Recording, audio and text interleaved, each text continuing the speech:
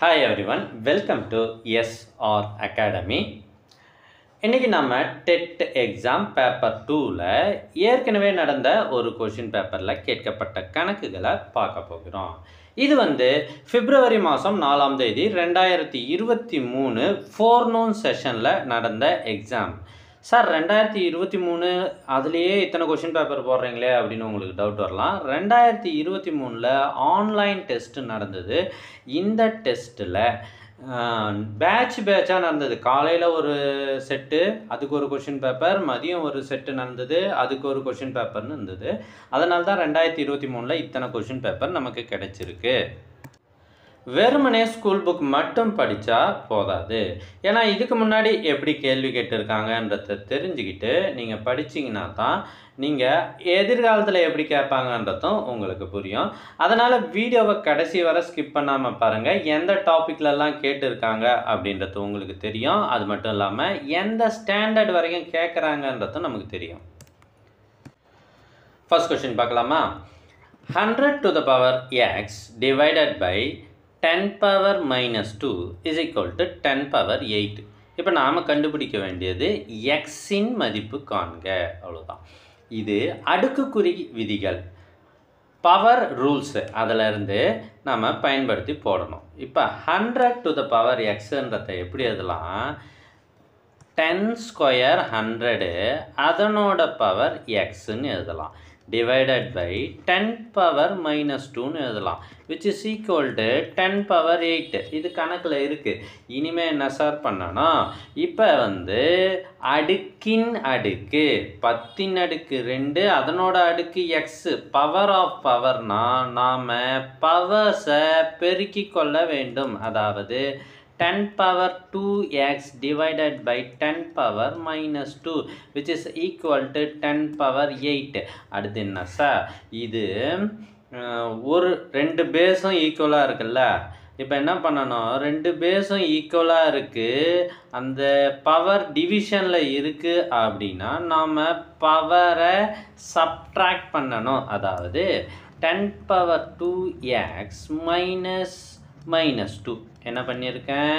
2x இருக்குது, minus போடுறேன், கீழே இருக்கிற -2வை எடுத்து போட்டுடுறேன். ஓகேவா? இது மைனஸ் பண்ணுறது. Which is equal to 10 power 8.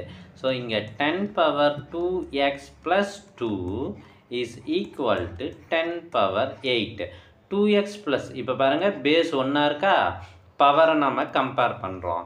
2x plus 2 is equal to 8. 2x is equal to 8 minus 2 நமக்கு 6. So x is equal to 6 by 2 3. So x is equal to 3 தான் சரியான விடை. So option A4 3.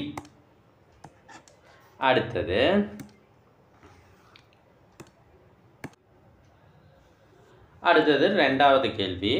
இதை பாருங்கள். இருசக்கர வண்டி ஒன்றை ஒரு கடைக்காரர் 85,500 விற்ற விலை என்ன? 85,500க்கு விற்பதால் அவருக்கு 10% நஷ்டம் ஏற்படுகிறது. நஷ்ட சதவீதம் 10. அப்படின்னா அவர் 5% லாபம் பெற வேண்டுமெனில் அவர் இருசக்கர வண்டியை என்ன விலைக்கு விற்க வேண்டும்? கேள்வி நம்ம நல்லா சுழட்டி கேட்குறாங்க. இது வாழ்வியல் கணிதம் என்ற டாப்பிக்கில் வரும். இந்த வாழ்வியல் கணிதத்தில் சில ஃபார்முலாக்கள் ரொம்ப ரொம்ப முக்கியமாக தெரிஞ்சுக்கிட்டா நாம் ஈஸியாக இந்த கணக்கை போட்டுடலாம். இது பாருங்கள். விற்ற விலை இஸ் ஈக்குவல் டு 100 மைனஸ் நட்ட சதவீதம் டிவைடட் பை 100 இன்ட்டு அடக்க விலை. ஸோ இந்த ஃபார்முலாவில் தான் இந்த கணக்குக்கான விடை இருக்குது. ஸோ விற்ற விலை கொடுத்துருக்காங்க, நம்ம கண்டுபிடிக்க வேண்டியது அடக்க விலை. முதல்ல அடக்க விலை கண்டுபிடிச்சாதான் லாப சதவீதத்துக்கு நம்ம விற்ற விலையை ஃபிக்ஸ் பண்ண முடியும். இப்போ 10% நஷ்டம் ஏற்பட்டப்ப நம்ம அடக்க விலையை கண்டுபிடிக்க போகிறோம். விற்ற விலை கணக்கில் கொடுத்துருக்காங்க 85,500 which is equal to, so பாருங்கள், 100 மைனஸ் நட்ட சதவீதம் 100 மைனஸ் 10 90 டிவைடட் பை கணக்கில் ஃபார்முலாவில் இருக்கிற 100 இன்ட்டு அடக்க விலை. ஸோ 0 0 கேன்சல் ஆகிடுச்சு. 9 இந்த பக்கம் அடிச்சிடுறேன், ஏன்னா இங்கே டிவிஷனில் வரும். 9 9 81, மீதி 4, 50 45, பக்கத்தில் 2 0வை அப்படியே சேர்த்துக்கிறேன். இந்த 10 அந்த பக்கம் போனால் பெருக்கலாக மாறும். அப்போ அடக்க விலை இஸ் ஈக்குவல் டு 95,000. இப்போ கேள்வி என்னென்னா, 5% ஒரு லாபம் ஈட்டிருக்கணும். அடக்க விலை என்பது வாங்கிய விலை அப்படின்னு வச்சுக்கலாம். 5% லாபம் ஈட்டிருக்கணும்னா 95,000 ரூபாய்க்கு நம்ம முதல்ல 5% கண்டுபிடிச்சி கூட்டிட்டா வேலை முடிந்தது. 95,000 ரூபாய்க்கு 5% கண்டுபிடிச்சிங்க அப்படின்னா நமக்கு 4,750 வருது. இதையும் நம்ம கூட்டணும் அப்படின்னா 99,750. ஆப்ஷன் ஏ தான் சரியான விடை. கணக்கு பெருசாக இருந்தாலும் ஃபார்முலாவை போட்டு ப்ராப்பராக வந்தீங்கன்னா உங்களுக்கு 1 மார்க் கேரண்டி. வாழ்வியல் கணிதத்தில் கட்டாயம் கேள்விகள் கேட்கப்படும். மூன்றாவது கேள்வி, கொடுக்கப்பட்ட முக்கோணம் ஒரு அப்படின்னு கொடுத்துருக்காங்க. இதை பாருங்கள், பார்த்தா நமக்கு சமபக்க முக்கோணமாக தெரியுது. ஆனால் இங்கே ஒரு கோடு, இங்கே 2 கோடு, இங்கே 3 கோடுன்னு போட்டிருக்காங்க. ஸோ பாருங்கள், 2 இடத்துலையும் ஒரே கோடு போட்டிருந்தா அது 2 சமம்னு அர்த்தம். இங்கே எல்லாமே வேறு வேறு கோடுகள் போட்டிருப்பதால் 3 கோடுகளும் 3 அளவுகளும் வெவ்வேறானவை. 3 அளவும் வெவ்வேறானவை அப்படின்னா இது அசமபக்க முக்கோணம், ஸ்கேலின் ட்ரையாங்கிள். அது எங்கே இருக்கு? அடுத்த பேஜில் இருக்கு. சாரி, இதோ இருக்கு. ஆப்ஷன் A3 அசமபக்க முக்கோணம். நாலாவது கேள்வி, இதை கொடுத்துட்டு எக்ஸோட மதிப்பு கண்டுபிடிங்க அப்படின்னு சொல்கிறாங்க. இந்த 10 என்ன பண்ணிடலாம், இந்த பக்கம் அனுப்பிட்டா அது டிவிஷனில் போயிடும். அப்போ எக்ஸ் பவர் 5 மட்டும் இருக்கும். இங்கே 20 என்ன பண்ணுறேன், 2 × 10ன்னு எழுதுகிறேன். அதுக்கு பவர் 5 × 10 to the power 10. ஏன்னா பேஸ் எல்லாம் 10க்கு கொண்டு வந்தால் நம்ம கேன்சல் பண்ணுறது ஈஸியாக இருக்கும். So which is equal to 2 power 5 × 10 power 5 into 10 to the power 10 divided by 10 power 15. கவனிங்க, 10 பேஸு சேமாக இருக்குது. இது ரெண்டுத்தையும் நம்ம என்ன பண்ணணும், அடுக்குகள் பெருக்கல்ல இருந்தால், அடுக்குகள் பேஸ் சேமாக இருந்து பெருக்கலாக இருந்தால் மேலே இருக்கிற அடுக்குகளை நாம் கூட்டிக் கொள்ளலாம். அப்போ இது என்ன ஆகுது, 10 power 15 ஆகுது. அந்த 10 power 15 இந்த 10 power 15 கேன்சல் ஆகுது. இப்போ நமக்கு x to the power 5 is equal to 2 to the power 5ன்னு இருக்குது. ஸோ நம்ம பேஸை கம்பேர் பண்ணும்போது மேலே அடுக்குகள் சமமாக இருக்கிறதால x is equal to 2. Option A4 இதுதான் சரியான விடை. ஃபிபனோசி தொடரின் ஒரு தொடர் கொடுத்துட்டு அடுத்த 2 எண்கள் யாவை அப்படின்னு கேட்குறாங்க.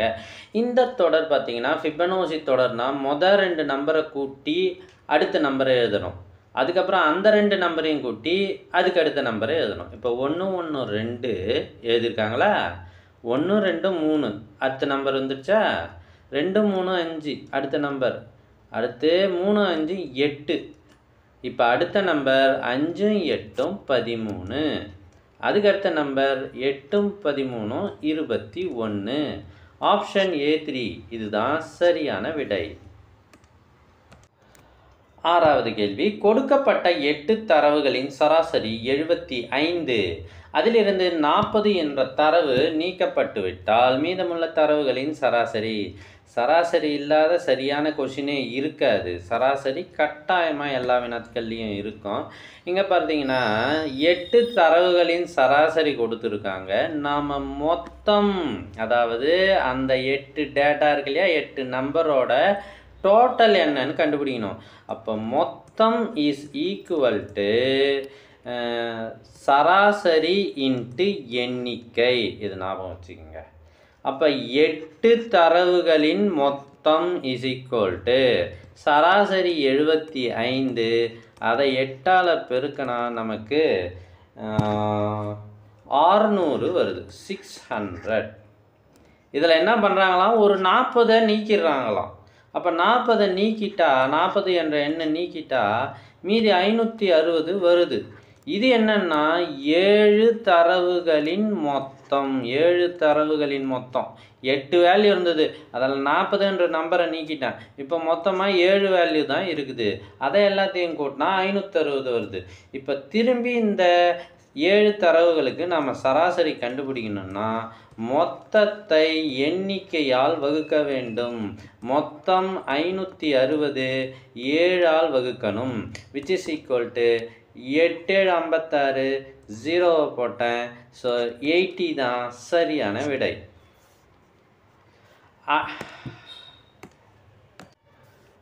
அடுத்த கேள்வியை பார்க்கறதுக்கு முன்னே எங்ககிட்ட இதுக்கு முன்னாடி நடைபெற்ற TNTET question papers, original question paper 8 question paper பிடிஎஃபாக இருக்குது. Paper 2 question paper 8 set question paper பிடிஎஃபாக இருக்குது. இதில் ஆன்சர்ஸும் இருக்குது. இந்த பிடிஎஃப் உங்களுடைய வாட்ஸ்அப் நம்பருக்கு வேணும் அப்படின்னா இந்த நம்பருக்கு வாட்ஸ்அப் மெசேஜ் பண்ணுங்கள். இதை பெறுவதற்கான வழிமுறை தங்களுக்கு தெரிவிக்கப்படும். நம்பரை கரெக்டாக நோட் பண்ணிக்கோங்க. பின்வருவனவற்றுள் எது சரி? வட்ட நாற்கரம் அப்படின்னு சொல்லியிருக்காங்க. வட்ட நாற்கரம்னா வட்டத்திற்குள் அமையும் நாற்கரம் வட்ட நாற்கரம் என்று அழைக்கப்படும். இதில் எது சரி அப்படின்னா வட்ட நாற்கரத்தின் எதிரெதிர் கோணங்கள் மிகை நிரப்பு கோணங்களாக இருக்கும். அதாவது ரெண்டுத்தையும் கூட்டினா 180 டிகிரி வரும்.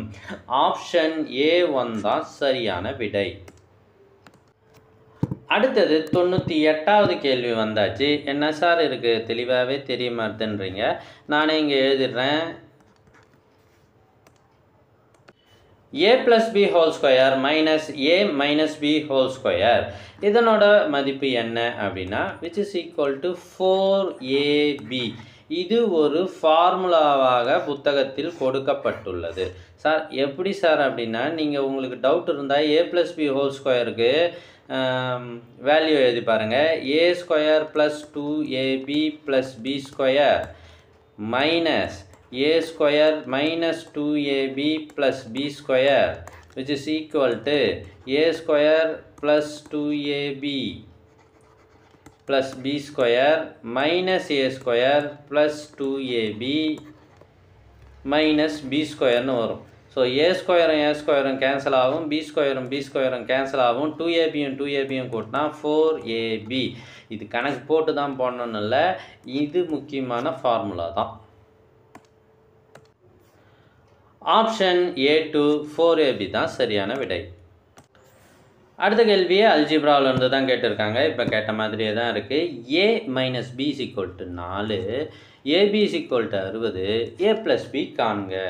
இதுக்கு இந்த ஃபார்முலாவை யூஸ் பண்ணணும். a + b² = a - b² + 4ab. இந்த ஃபார்முலாவெலாம் நோட் பண்ணி எழுதி வச்சுக்கோங்க. அதுக்கப்புறம் உங்களுக்கு கட்டாயம் யூஸ்ஃபுல்லாக இருக்கும். இப்போ a - b என்ன கொடுத்துருக்காங்க, 4 ஸ்கொயர் பண்ணால் 16 ப்ளஸ் 4 இன்ட்டு ab என்ன 60ன்னு கொடுத்துருக்காங்க. which is equal to 16 + 240 which is equal to 256. இப்போ நம்மளை 256க்கு ரூட் எடுக்கணும். அப்போ தான் நம்ம a + b கண்டுபிடிக்க முடியும். இப்போ 256க்கு ரூட் எடுத்தால் 16 × 16ன்னு பிரியும். a + b = 16. So option A3 தான் சரியான விடை. ஸோ அடுத்த எண் என்ன அப்படின்னு கேட்டிருக்காங்க. 23வது உறுப்பு என்னன்னு கேட்டிருக்காங்க. ஒரு தொடர் சீக்வன்ஸ் கொடுத்துருக்காங்க. இந்த பேட்டர்ன் எப்படி இருக்குன்னு பார்ப்போமா. DEF எல்லாமே ஒரு தடவை வருது. அப்புறம் DD EEFF 2 தடவை வருது. அடுத்து DDD EEFFF 3 தடவை வருது. அடுத்தது DDDன்றது 4 தடவை வரும். பாருங்கள், 4 தடவை DDDD. அடுத்தது EEEE 4 தடவை ஈயை போடுங்க. இப்போ கேள்வி 23வது உறுப்பு. கொடுத்திருக்கிற உறுப்புகளை எண்ணி பார்த்தா 18 வருது. அப்போ 19, 20, 21, 22, 23வது உறுப்பு இ. அவ்வளோதான். ஆப்ஷன் A1 இ தான் சரியான விடை. இதுவரை நாம் போட்ட டிஎன்டிஇடி வீடியோக்கள் அனைத்தும் உங்களுக்கு வேண்டுமா? அதுக்கு நீங்கள் செய்ய வேண்டியது, முதல்ல நம்ம சேனலை சப்ஸ்கிரைப் பண்ணுங்கள். அதுக்கப்புறம் கமெண்ட் ஓப்பன் பண்ணுங்கள். ஃபஸ்ட்டு கமெண்ட்டில் ஒரு லிங்க் இருக்குது. இதை ஓப்பன் பண்ணி பார்த்தீங்கன்னா வரிசையாக நாம் போட்ட வீடியோக்கள் அனைத்துமே உங்களுக்கு வரும். Question number 101. கீழே கொடுக்கப்பட்டுள்ள கூற்றுகளில் எவை y f of xக்கு சரியல்ல? கவனிங்க, சரியானது கேட்கல. இது கிராஃப் பற்றிய கேள்வி. இதில் y அச்சை பொறுத்து y f of xஇன் பிரதிபலிப்பு மைனஸ் f of x என்று சொல்வது சரி அல்ல. மீதி எல்லாமே சரியாக இருக்குது. 102வது கேள்வி. வட்டத்தகட்டின் ஆரம் கொடுத்துருக்காங்க. நம்மள என்ன கண்டுபிடிக்க சொல்கிறாங்கன்னா சுற்றளவு கண்டுபிடிக்க சொல்கிறாங்க. ஆன்சர் எல்லாத்துலேயும் பார்க்குறோம் பையின்னு இருக்குது. அப்போ நம்ம பையோட வேல்யூவை பை அப்படின்னே வச்சுக்கலாம். c is equal to 2πr which is equal to 2 into pi அப்படியே வச்சுக்கோங்க. ஆரத்துக்கு பதிலாக 7ன்னு போடுங்க. கணக்கில் கொடுத்துருக்காங்க. which is equal to 2 into 7 14 by. So centimetre. இதுதான் விடை. So 14 by. ஆப்ஷன் A3 தான் சரியான விடை. 103வது கேள்வி. இந்த கேள்வி சற்று வித்தியாசமானது. அசல் ரூபாய் 2 லட்சம் பி அப்படின்னு குறிச்சிக்கோமா. வட்டி வீதம் R = 4%. 2 ஆண்டுகளுக்கு n = 2. அப்படின்னா கூட்டு வட்டி மற்றும் தனி வட்டிக்கு உள்ள வேறுபாடு காண்க.